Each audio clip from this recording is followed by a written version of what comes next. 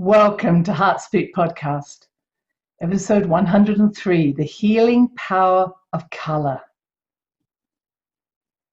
So I hope you're all doing well. I hope you enjoyed last week's meditation of finding yourself, and maybe you've gone back and found other parts of yourself.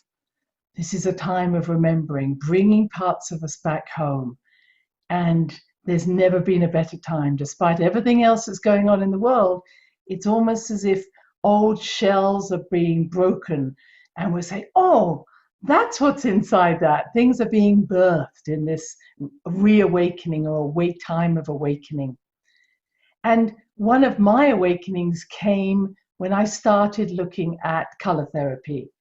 Now, prior to that, I really, as I've always said to you, have just followed my intuition. I probably never ever went out of my way to say, oh, I wonder about color therapy, I wonder about sound therapy. But I will tell you, I know so much about color, sound, sacred geometry. And it was only later that I learned that these are energetic frequency forms of healing, advanced forms of healing that we can embody now at this time. And as always, I can never tell you what did I first do. Did I go and buy a book? Well, rarely. I usually bought my books after I had met someone. And it's those moments where we meet somewhere, where we go somewhere, we have an intuitive meeting, and we don't realize that that was the person who we had created a contract with to turn up at that time to talk to me about color therapy. And I can't tell you how many years, maybe 40 years ago, this was when I first became interested in color. As I say, I also became interested in sound therapy. And I will admit, I don't play any instruments, but I love sound therapy. I've probably had more sound therapy pass through my body than anything, with gongs and drums and crystal bowls and Tibetan bowls and harps and so many things I've tried out to see what the effect of sound was on my energetic body. But I've done the same with color. And I've been with some amazing color healers who I think have dedicated themselves to the understanding of color. And I really appreciate all of these wonderful experts in their field, because they really didn't just say, oh, there's color. They understood it in a geometric shape. Colors take shapes. Colors have shades. Colors can be introduced through different parts of our body. I still have a little torch that has different filters so that I could use that on acupuncture points.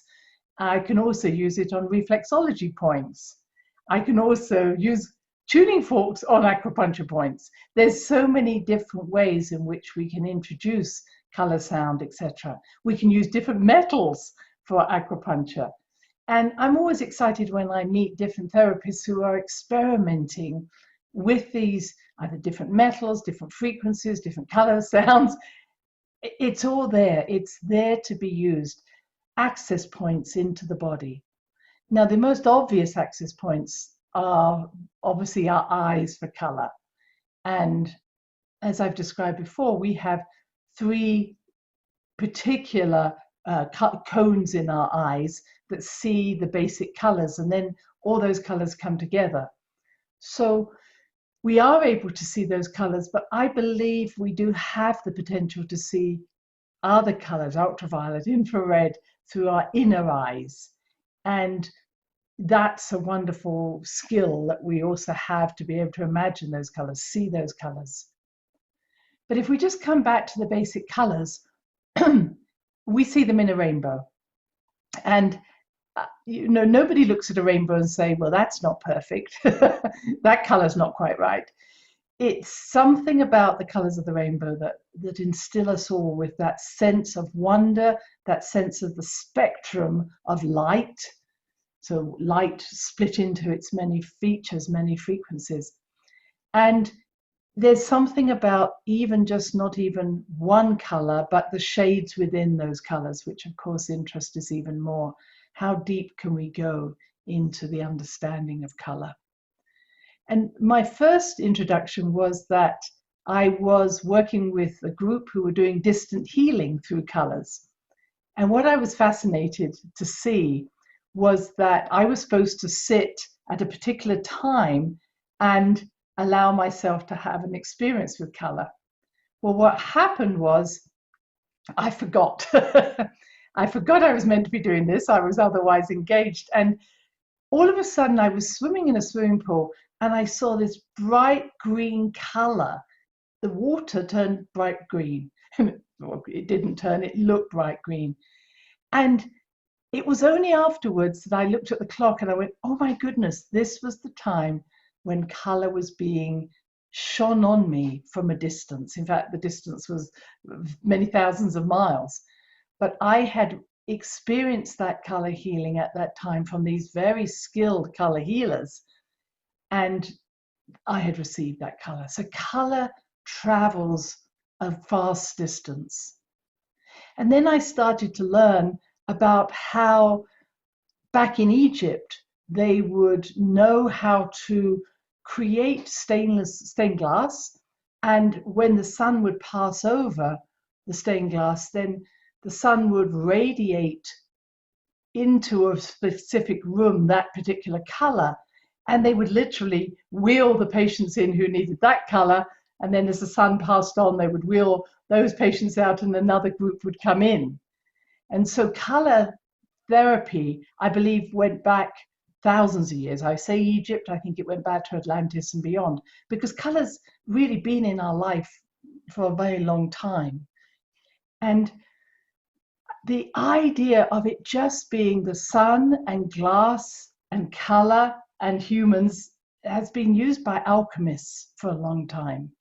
If you've ever had the opportunity to be in a place such as Chartres or other wonderful cathedrals where the stained glass was created by masters, alchemists, masters of art, where they knew how to use certain elements or certain materials, minerals within their colors to bring out such a unique color that couldn't just be formed by, as I say, just maybe crushing a seed to create a certain color.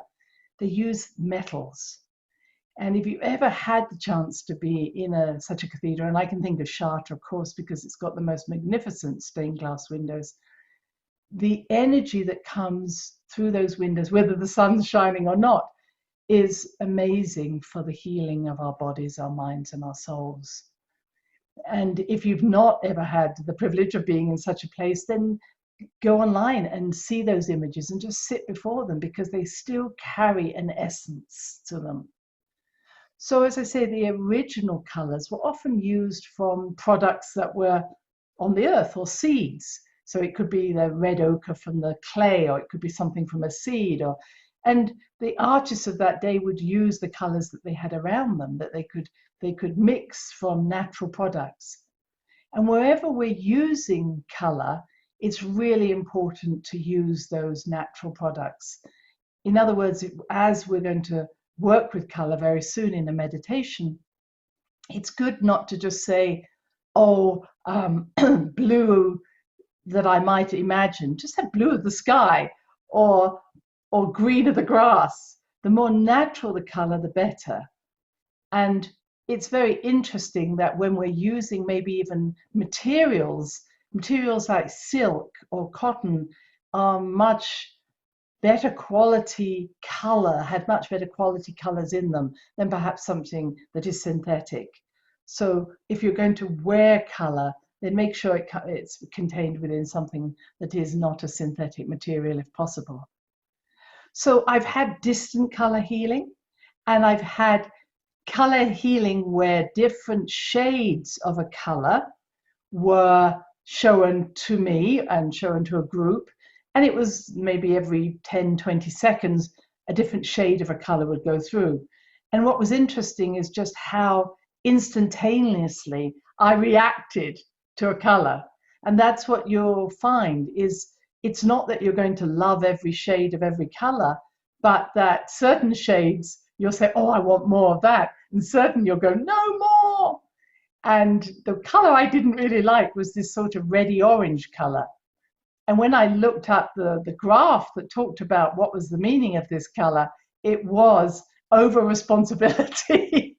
And I thought, wow, my over responsibility shows up in so many different ways.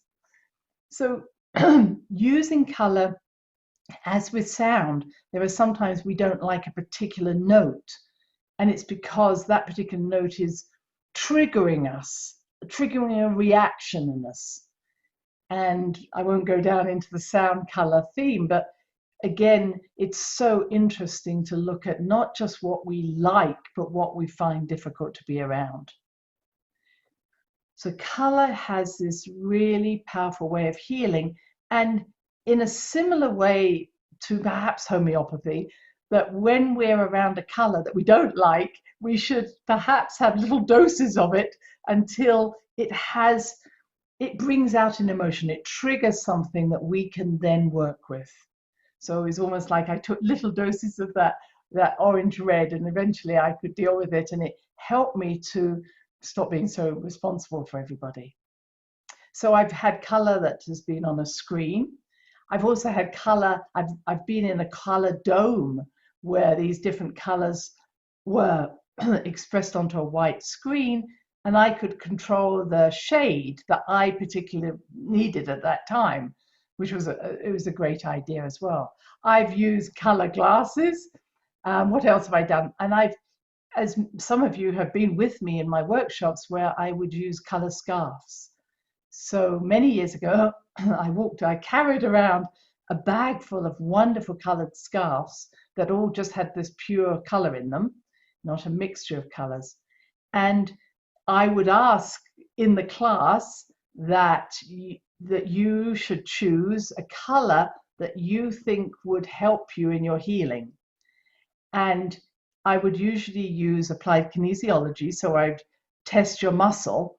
And first of all, we'd find a muscle that was, a chakra. Let's work with the chakra. Let's say I tested your chakras using applied kinesiology. So I found where there was an imbalance in a chakra because your arm went weak when I pressed on it, making that very simple.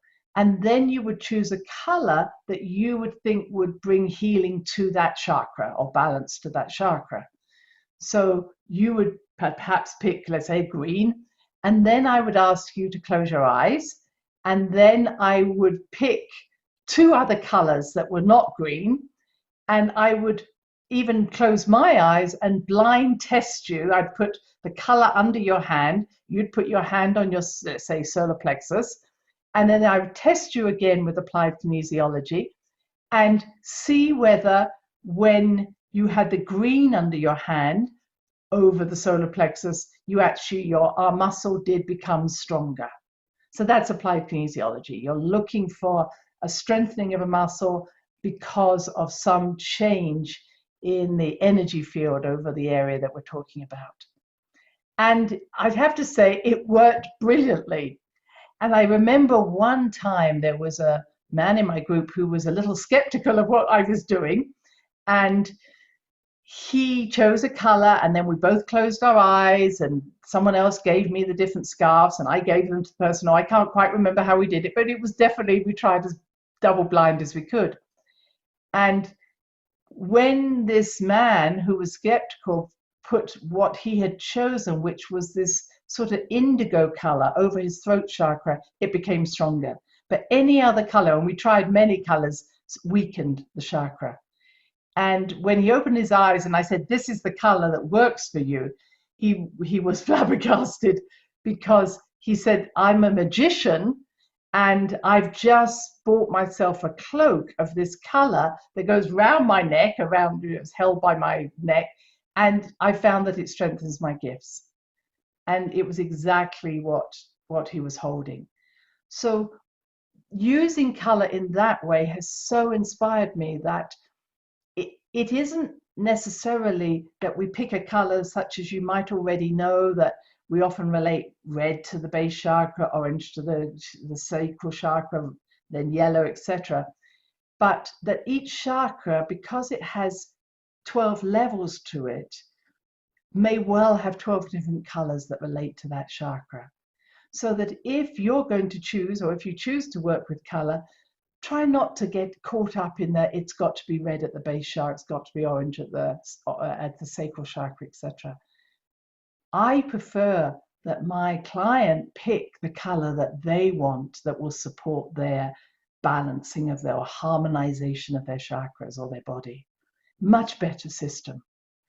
So having worked with color a lot, I used to suggest that if you were, say, a massage therapist, you should have 7 different colors for towels or blankets. And you say, which color would you like to cover yourself with? Or you may say, well, okay, I'm going to, as I say, towels, blankets, scarves. You could have little crystals, pick a different color and hold that crystal over your stomach or over wherever you want. And years ago, really in the middle of the 1980s, I went to the Soviet Union, and I was amazed how connected they were, the doctors and the hospitals were, to the understanding of the power of color to heal. Now, the Soviet Union, the Russians have always been advanced of us in psychic development. And at that time, they were literally creating a bedroom. It might just be the overcover or the comforter, or it may be the curtains they changed, but they would literally put someone in a room that helped them with using the color they needed for their healing. I thought that was amazing. So that, for instance, we know that high blood pressure can be calmed and quietened by using the color blue. So blue is a really good calming color, so that they would have many of their patients in blue. We also know that red is really good for someone who is anemic, so they may use red. And not only did they have color coordinated bedrooms, but they would also have beakers, plastic beakers of different colors. And so whatever you were drinking, so they often did use herbal teas, put a herbal tea in there, but they would also put it in an appropriate colored beaker or glass, so that almost homeopathically, the energy of that color was being infused into the tea, so the individual was receiving that as well. And I often think of the way different colors are used for pills, tablets. It's very interesting that different colors can bring a different energy. So why did a drug company decide this would be this color and that color? And I often think that if you're going to have a cast or a plaster on your leg because you've broken it, maybe we should have different colors again for helping healing. And you might say, well, what could those be? They could be a calm. It's almost like you want a combination, but green is the best color for harmonization and bringing things together. So we're going to do a color exercise. I hope this excites you. And the thing about color is it's available to everybody. So whether we do, just as we're about to do it through imagination, or you do it in some of the ways I'm describing, or you look at your house and you say, maybe I want to change the walls, and maybe I don't want this color anymore. Or maybe it's the clothes you wear. And I feel that we have such a access to different colored clothes, or different colored, maybe nail varnish, or even your hair coloring. It's almost like remembering that you have choice when it comes to color. And that even in foods, I've found myself in times actually choosing a certain color of food, not necessarily based on the health aspects of that food from the inside, but what the color is going to bring me by eating it. And I would like us all to understand that advertisers have always known that we would be affected by the color that the food is packaged in. For instance, you might say, if you want fresh fruit and vegetables, the package should be green. It's that idea of green. Or if you want to have decaffeinated coffee, it's green. Green suggests something healthy and fresh. But if I put your meat in green packaging, you wouldn't buy it because it looks as if it's gone off. So the understanding of what colors are used by advertisers to get us to buy a food is really important. So if we look at red, for instance, red is about fast food, quick food. So McDonald's, Pizza Hut, all of these people all have red. Coca-Cola, red, Pepsi, and they all have to have the same color. So if you had Coca-Cola in a blue can, nobody will buy it. It's that idea. If you had Kit Kat in your country, it's red. It used to be have a break, have a Kit Kat. That idea of a quick fix, something that's going to fill you up very quickly. Red Bull. So you'll see how red is this quickness. And if you want a fast meal, you go into a restaurant that's got red tablecloths, and they're going to move you fast. But that's very much an Italian meal, for instance. Look how quickly Italian food comes out, and it's so full of energy. But they may also move you on very quickly and say, okay, out. So if you want a more romantic meal, you might want to have something that's a little more in the blues, or even the oranges, even the greens. Now, orange in itself may be quite a difficult color for a lot of you. Sometimes it's bright orange is too harsh, but peach is quite a nice color, which is part of that orange. And the orange color is all about relationship. So that if I want a good relationship with someone, or if I want a community setting where we can talk together and everybody's respected, then we use orange or peach. And I see that, the carpets or the walls colored in those sorts of colors. It means that everybody's going to be heard. But if I want to give a talk, here she is wearing her blue, if I want to give a talk and I just want you to listen, then I'll wear blue. So if you go into a room where there's blue walls or blue carpets, you're recognizing that actually the person who is talking is the authority.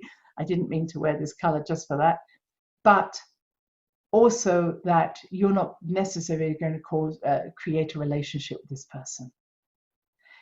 Now, if we just move on into yellow, yellow is the energy of energy. So if you want to be creative, it's very creative. In my office, it's yellow. My kitchen can be yellow, but maybe my bedroom shouldn't be yellow because that may keep me awake at night. So maybe I need to have, again, a blue to calm me down, or an orange to calm me down. So yellow is great for that increased exercise, energy, for creation, but too much of it can wear you out. Which is the same, if I may say, for red, that if you're wanting to have lots of energy during the day, wear red, but don't wear it all day because you'll exhaust yourself. And many of the prisons found that if they had someone who was very aggressive or angry, they would put them into a bubble gum pink room, which would calm them down. It's same if, for instance, if you want to have a great night, a wonderful, sexy night, put your red underwear on, but don't put it on too early, otherwise you exhaust yourself. So red is great for a sprinter. So if you want to do the 100-meter sprint, you put red on. But if you want to do a marathon, you better be careful. It's so interesting to watch. If you want to experiment, now I'm coming on, or I will be coming on to blue. Blue is cool, red is hot. If you have a different pairs of socks, one red, one blue, or a different pair of gloves, one red, one blue, you can literally feel the one gives heat and one cools. The blue cools, the red gives heat. So you know this. And many of the foods that are red are heating foods, chilies, cayenne pepper, all of these have this sort of red energy to them. I know green chilies also can be very hot, but that's a different matter. So green is an energy much more about balance, harmony. And we often say, just let me get out into nature, amongst the trees, amongst the grass, I'll feel calmer. And many times I think that the great creator created grass so we could walk on it to calm ourselves down. It's very interesting that we blanketed the world with something called grass that may have no other function for us but to calm ourselves. But there's a point also where too much green can also cause you to become almost passive. So that I know that if I only see green trees, I need a little color amongst that. But that brings me into greater harmony. And there's a lot of experiments that have happened to use green at the end of a laser beam, let me put it that way, a fiber optic, to actually use it to calm down a cancer. So if you can access a cancer by a fiber optic, then using green light can actually calm that cancer down. Blue I've mentioned quite a lot. It's very good for calming inflammation. It used to be the treatment of choice for inflammation calming. And some of you might be as old as I am and remember something called a blue bag, which was, I think, ammonium, but it again calmed the inflammation down. Apologies if I haven't quite got what it was made up from, but the idea was that it calmed it down. And there used to be that if you had a blue light when your children couldn't sleep, that would calm them and get them to sleep. So blue was very much used as a calming agent. And then we go to indigo. Indigo is quite a hard color to understand. It's a purple blue, purple black. And that was the color of the night sky or the deep ocean. And in those colors, you have what we call an anesthetic effect. So that we know in hospices, if we paint an area with indigo, it really calms and anesthetizes someone who's got a lot of pain or a lot of fear. It's a good color for that. Some of you may know if you go out and look at the night sky, you calm yourself down. There's something about creating a greater vision for yourself rather than focusing only on the pain. And then finally, if I'm going to final into purple, violet, lavender, they've all got a quality of the same. I mean, in a sense, they're different shades of the same color. And there used to be something, there still is, but gentian violet, those of you, again, as old as I am, violet, lavender are just wonderful antiseptics, antibacterials, antiseptics. And we know that many traditions would use a purple or violet or lavender, especially the oil, to heal and to bring balance from the septic point of view.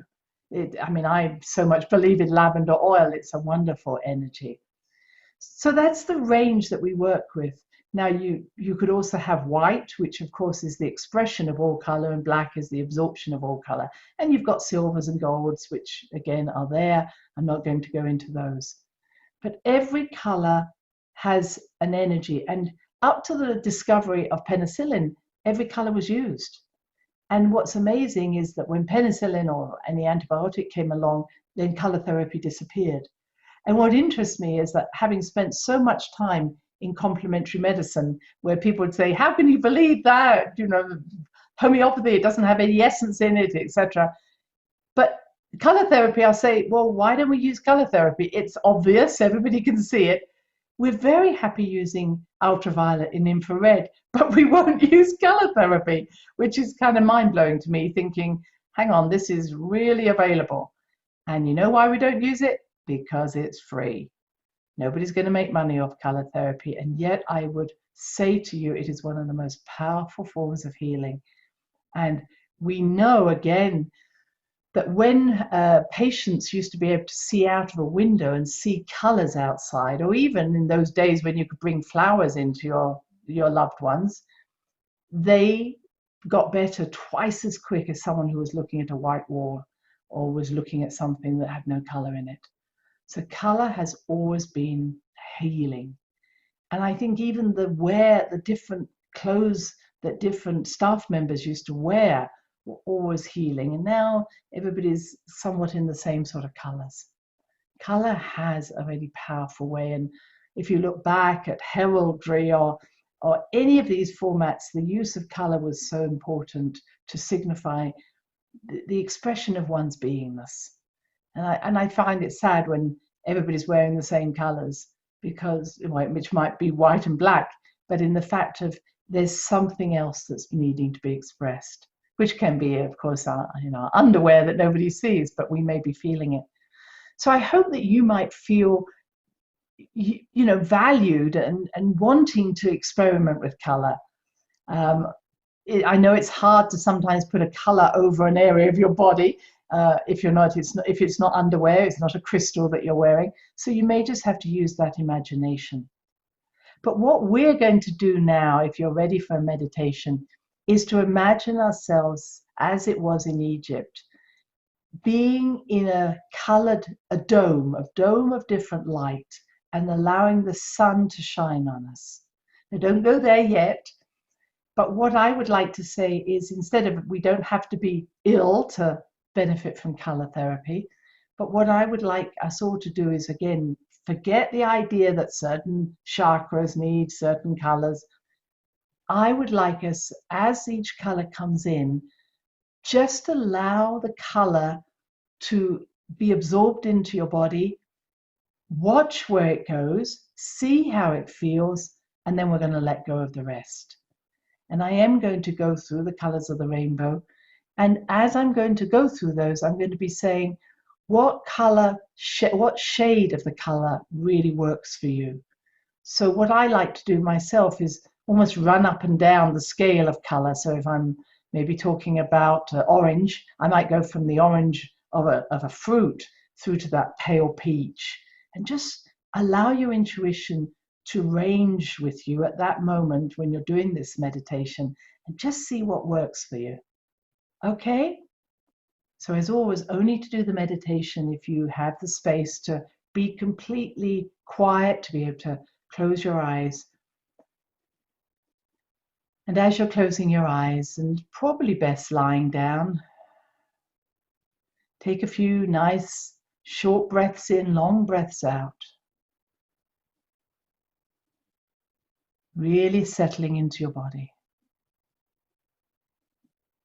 And we're going to let the body wisdom choose the colors that it needs at this time.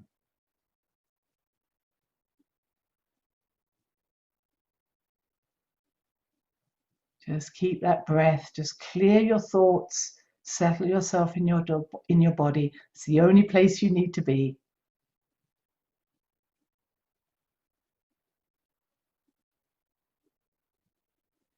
And imagine now that you are, through your heart, in this most beautiful domed, glass domed building.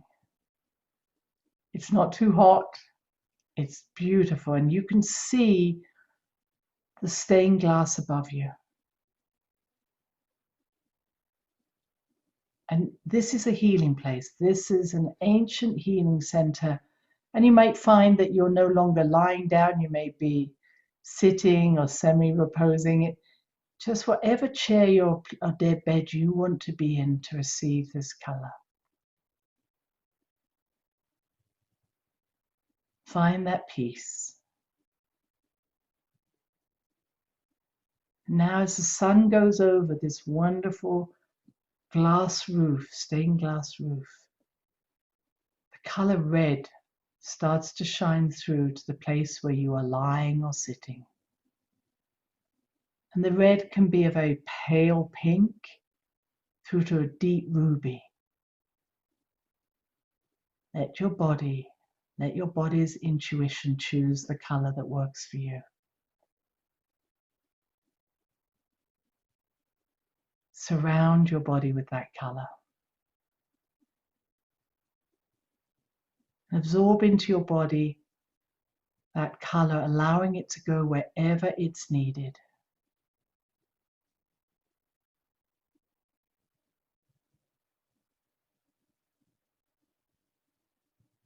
Feel how that red particularly affects your body.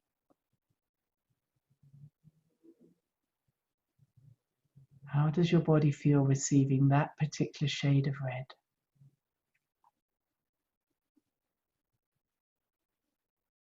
Take what you need and let go of the rest.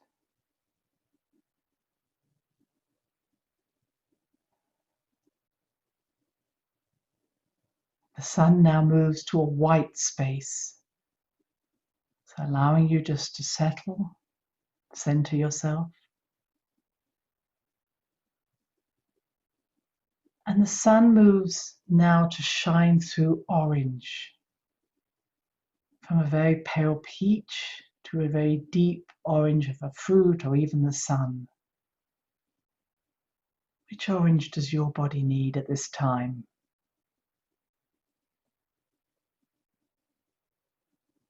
Let that orange surround your body and absorb into your body what it needs, allowing it to go to wherever it is needed.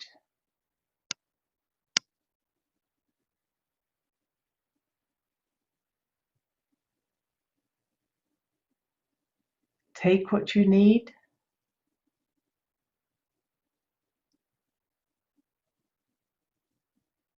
and let go of the rest.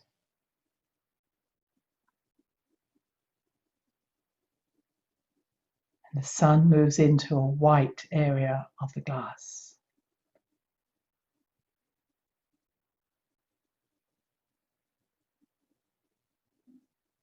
Now the sun pours through yellow, maybe a pale lemon to a deep yellow, almost gold. Attract around your body and into your body the yellow that your body needs now, letting it go wherever it is needed.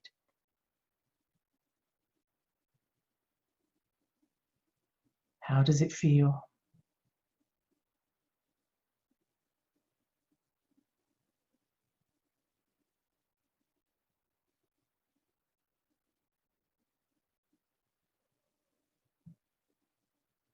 Take what you need and let go of the rest.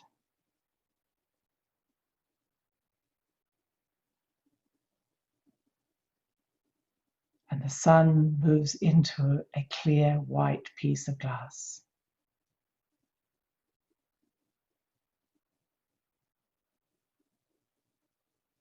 And the sun shines through a green stained glass, from a very pale green to maybe an olive green, through the range of emerald green.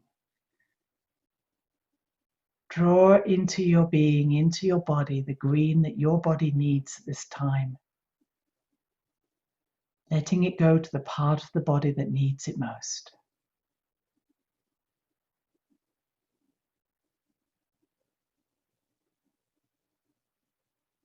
How does it feel?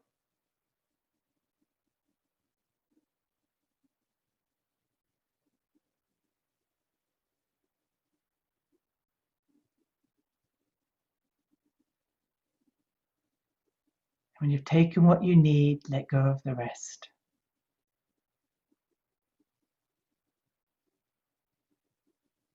And the sun is now shining through a clear white piece of glass.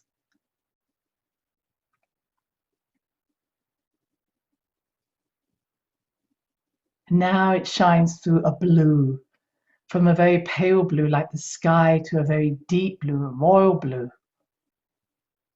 and all the shades between.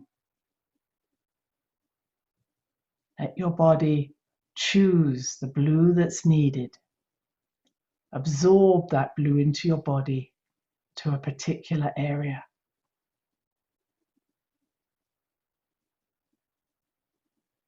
How does it feel? What does it do when you bring that blue to that area? What happens?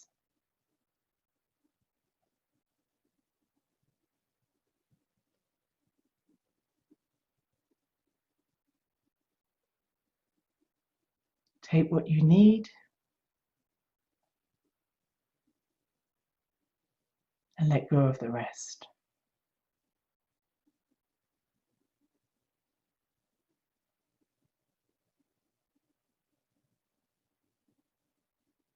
And the sun is shining through clear glass again, allowing you to rest between the colors.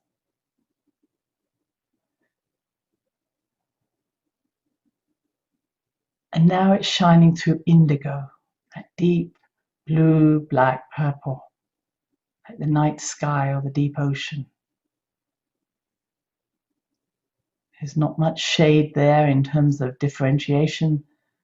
Let that indigo to whatever part of the body needs it now.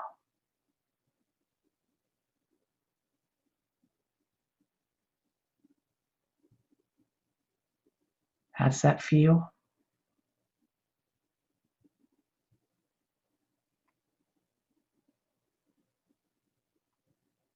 And and take what you need and let go of the rest.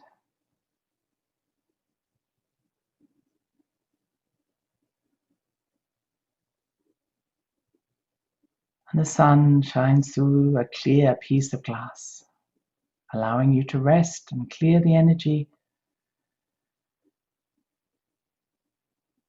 until you move on, and the sun now shines through a purple, lavender, violet range of colors there. What is it your body calls for? What does your energetic body call for? Absorb that color, let it go where it's needed.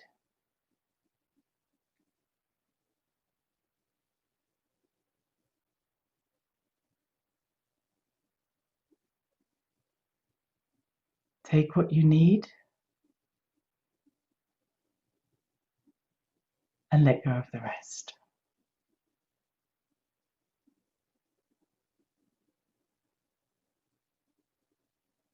And now imagine there is a shower of beautiful water flowing over you. It's very dry water, but it's water. And in that water has all the colors of the rainbow and many more.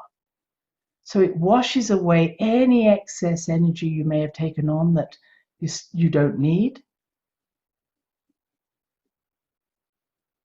But it also allows you to draw in one or two colors that you can wrap yourself in, like a beautiful towel that goes above your head and beneath your feet.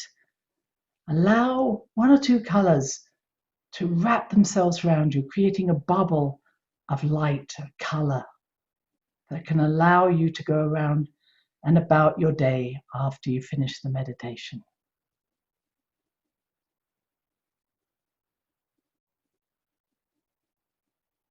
And when those colors have wrapped you beautifully, start to bring your awareness back to the room where you are.